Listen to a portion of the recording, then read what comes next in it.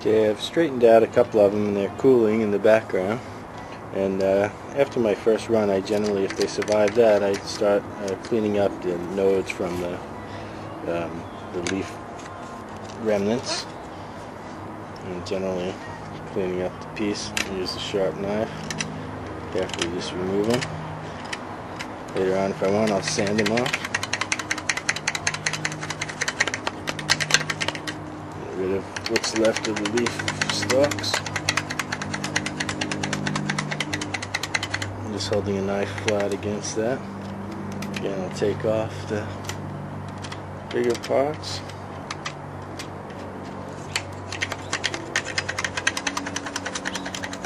Just leaf remnants off. Remove the comb.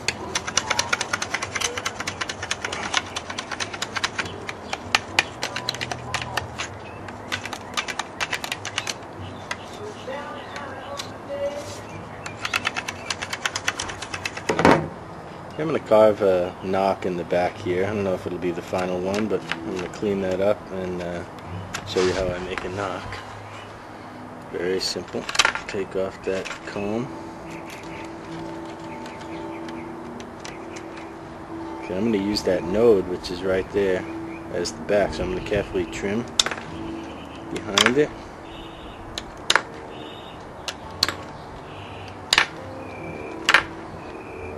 At the end, I'll use a piece of sandpaper to get that. That's a good start of a nock in the back there. You can see it's not exactly round, and I'll try to make it a little round by using my knife in there. First, I'm going to trim some of this off.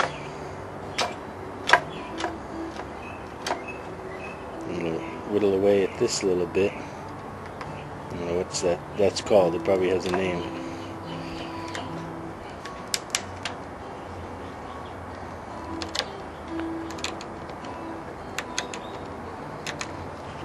If you can't locate your nock at a node, you can put it midway, but you have to really make an insert, a wooden insert.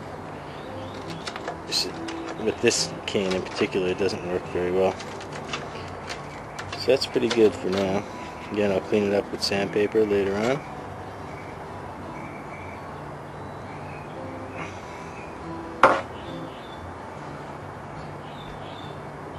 I'm going to, in preparation for putting a foreshaft on, I'm going to wrap this forward end maybe about 1.5 inches long with some artificial sinew, and then I'm going to ream this out to accept the foreshaft that I've already prepared. Kind of cheated and used a belt sander to round that off. And that's going to get jammed in there, and that's going to be our point. I guess if we were going to hunt a mammoth or something, we'd have to put a stone point in there. Okay, I got this roll of artificial sinew. I'm going to get a nice long piece off. Got ready. I'm going to take a little separate piece. Make a loop out of it. And I'll show you how I'm going to use that to make a whip wrap. I'm just going to twist it up, make a little loop like this. And if you can see it against the backdrop of my shirt.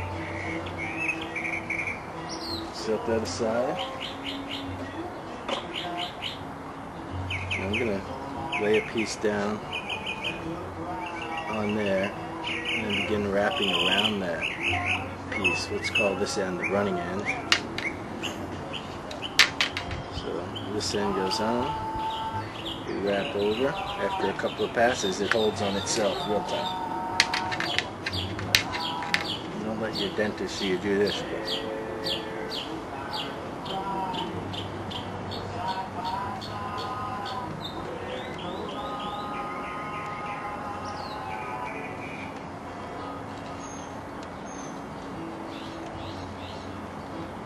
Maybe about 10 turns from the end.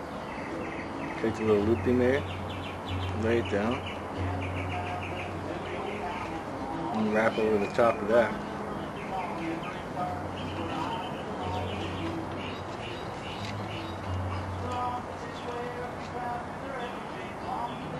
Open your loop, pass the running end through the loop,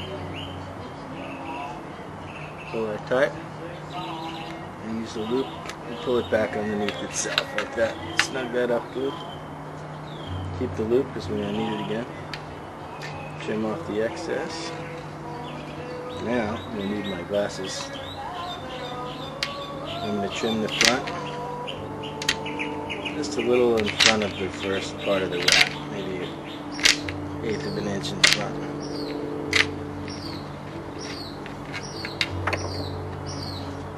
Then I've got to remount the inside of this so it sort of mirrors the shape of my foreshaft. This is going to get inserted inside, so I want the inside of this to mirror that shape. So